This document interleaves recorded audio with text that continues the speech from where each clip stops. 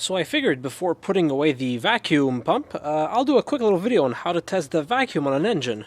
So what I have here is, I have got my Mighty Vac, but obviously any old vacuum gauge will work for this, but we'll use the Mighty Vac as a vacuum gauge today.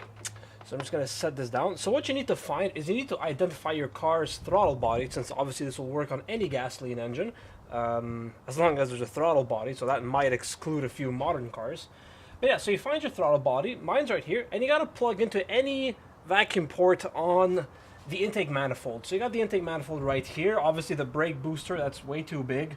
There's a bunch of connections out here in the back, which are too small, unfortunately. Well, I mean, you know, they would work, but I need a bunch of adapters and, you know, sounds annoying. So what I'm going to actually use is this plug right here, and that's a hose that goes back to the manifold absolute pressure sensor, and it's behind the throttle valve. So this is a perfect spot to tap into.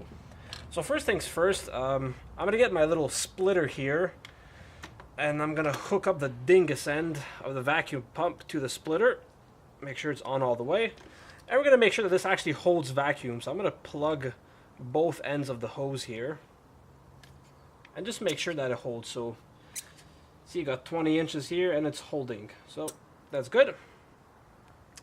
And now it's easy. Unplug this.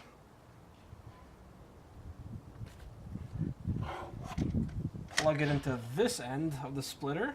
We obviously don't want to cause a huge vacuum leak when we start the engine. And plug this end in its place. There you go. And now we start the engine.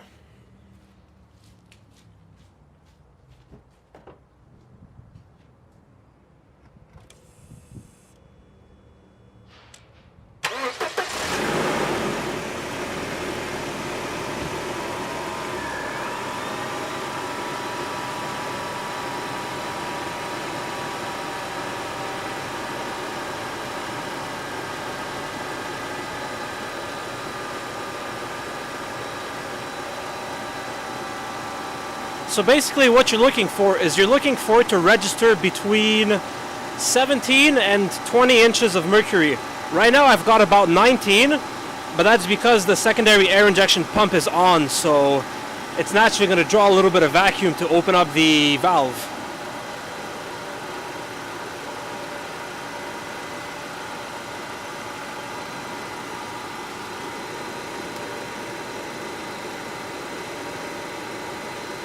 You also don't want it to be fluctuating too much.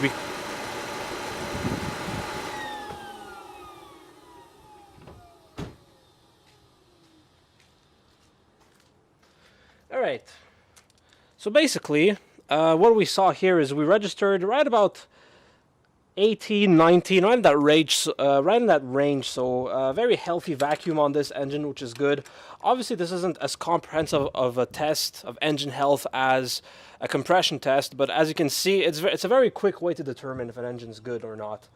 You know, like if you have a massive vacuum leak somewhere, obviously this could affect it and not indicate anything about engine health, but if you know you don't have any vacuum leaks on external systems to the engine, then if you're still registering low vacuum, then there's still a problem with the engine itself.